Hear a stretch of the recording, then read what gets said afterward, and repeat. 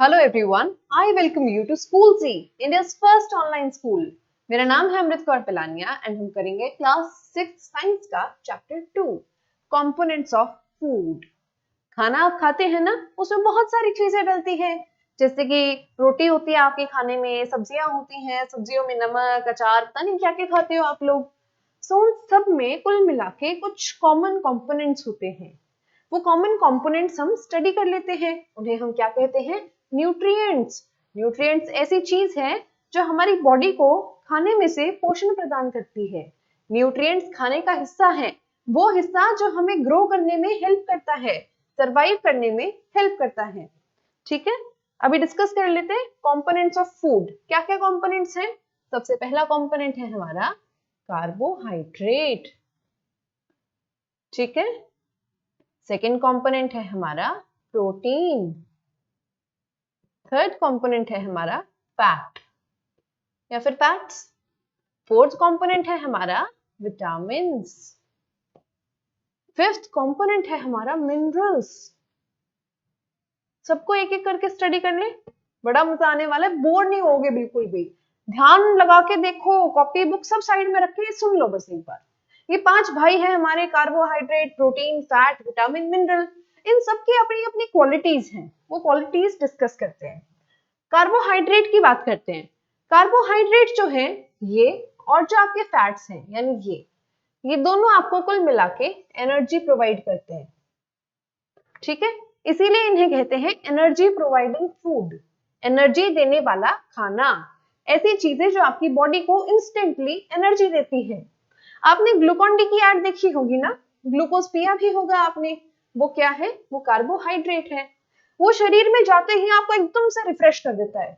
ठीक है, आप एकदम से एनर्जेटिक फील करते हो। वो क्या है? कार्बोहाइड्रेट है। आपकी बॉडी, आपने देखा होगा कुछ लोग थोड़े हेल्दी होते हैं, कुछ थोड़े से बिल्कुल ही सूखे सूखे होते हैं। तो जो लोग हेल्दी होते हैं उनमें एक चीज होती है जिसे हम कहते हैं फैट। फैट क्या करता है?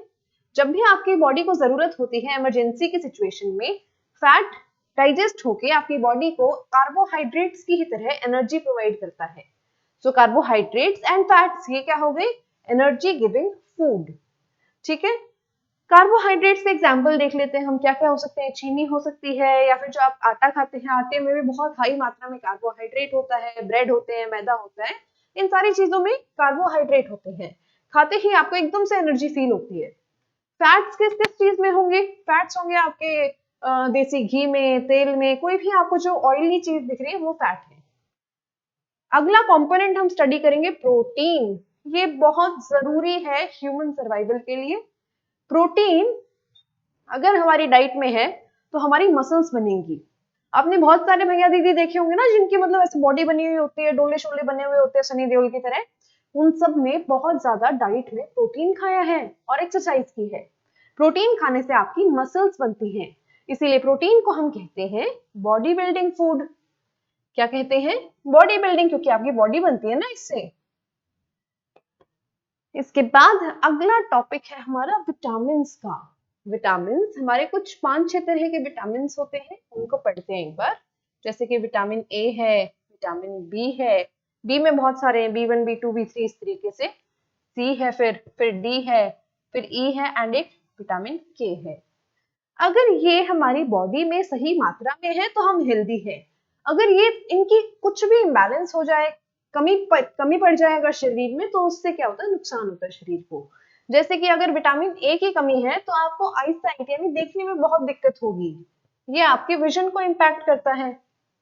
ठीक है, देखने की क्षमता को इम्पैक्ट करता है। अगर आपके शरीर में विटामिन ए की कमी है तो शायद आपको चश्मा चढ़ जाए। ये ऐसी ऐसी चीजें होती हैं, इसीलिए कहते हैं गाजर खाया करो। गाजर में क्या है? विटामिन ए होता है भरपूर। फिर सेकंड है विटामिन बी। इसके तो बी कॉम्प्लेक्स है, बहुत सारी चीजें होती हैं इसके अंदर। इसकी डेफिशिएंसी में एक बीमारी होती है हमें, क्या, जिसको हम कहते हैं बेरी बेरी। बेरी बेरी में क्या होता है? मसल्स बहुत वीक हो जाती हैं, आपका उठने का मन नहीं करेगा। अगर बहुत आलस आता है ना आपको, तो आप समझ लीजिए आपके शरीर में विटामिन बी की कमी है। इसीलिए डॉक्टर्स जिस भी इंसान को बहुत आलस या लेजीनेस फील होती है, उसे विटामिन बी के कैप्सूल सजेस्ट कर देते हैं। विटामिन सी की कमी में क्या होगा? स्कर्वी। देखो स और स दोनों सी से मतलब सी भी स से स्टार्ट है, स्कर्वी भी स से स्टार्ट है, तो ऐसे आप याद रख सकते हो।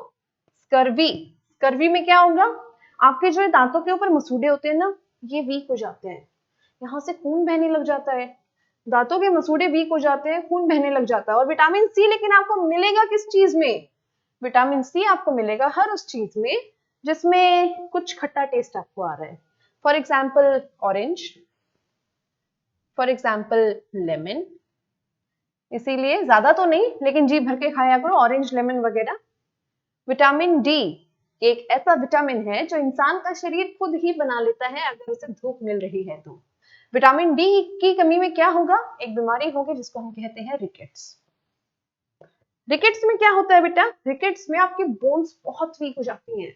आपने कुछ ऐसे मतलब माल नरिश्ड बच्चे देखे होंगे जिनकी टांगे इस तरीके से ऐसे मुड़ी हुई होती है, ठीक है, ये मान लीजिए फिर जूता है, तो ऐसे मुड़ी हुई टांगे जिनकी होती हैं उनमें विटामिन डी की कमी होती है। सो बेटा इन 4 विटामिन के अलावा E K are not that very important for you right now, but कुछ ऐसे एलिमेंट्स हैं जैसे कि आपका आयरन हो गया, आपका आयोडीन हो गया, जिसकी अगर शरीर में कमी हो जाए तो बहुत गहरी बीमारी हो सकती है। क्या बीमारी हो सकती है, अगर आपके शरीर में आयरन की कमी है तो आपको एक बीमारी होगी जो कि है अनीमिया। अनीमिया में क्या होगा, आपका हीमोग्लोबिन बहुत कम हो जाएगा।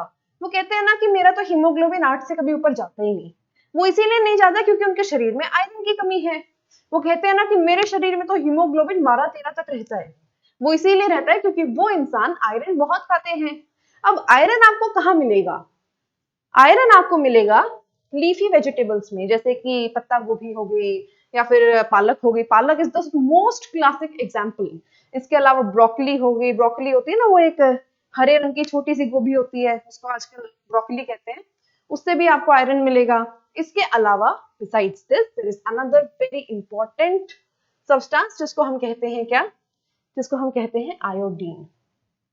आयोडीन की कमी में क्या होगा, सबसे पहली बात आपको आयोडीन मिलता कहाँ से है, आपको आयोडीन मिलता है आपके कॉमन सॉल्ट से। मम्मी से पूछना किचन में जाके, मम्मी कॉमन सॉल्ट क्या होता है, वो आपको एक सफेद नमक का डब्बा निकाल के दे देंगी।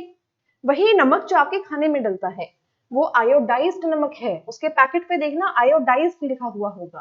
कहने का मतलब ये है कि उसमें आयोडीन खास करके मिलाया गया है ताकि आपके रोजमर्रा की जिंदगी में आपको आयोडीन शरीर में जा रहा है या नहीं जा रहा है इसकी टेंशन लेने की जरूरत ना पड़े, ठीक है। सो ये सारी बातें हो गई। इसके अलावा कुछ मिनरल्स की बात कर लेते हैं। मिनरल्स क्या होते हैं, जैसे सोडियम हो गया, पोटेशियम हो गया, मिनरल्स यहाँ पे डिस्कस कर लेते हैं।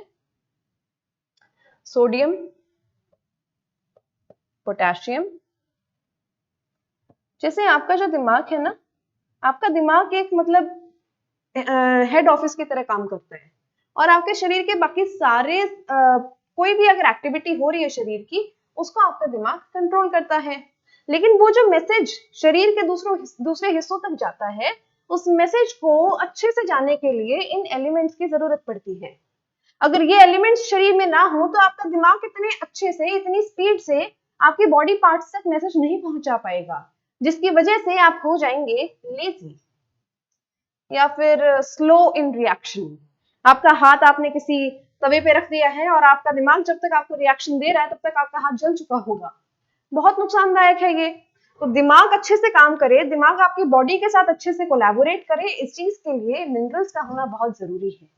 मिनरल्स आपको कहाँ से मिलेंगे, मिनरल्स आपको मिलेंगे पानी से, ठीक है, इसीलिए कहते हैं मिनरल वाटर पिया करो, ठीक है। बिल्कुल हमेशा ही आपको आरओ का पानी भी नहीं पीना चाहिए क्योंकि उसकी वजह से लॉन्ग टर्म में आपके शरीर में मिनरल्स की कमी पड़ सकती है।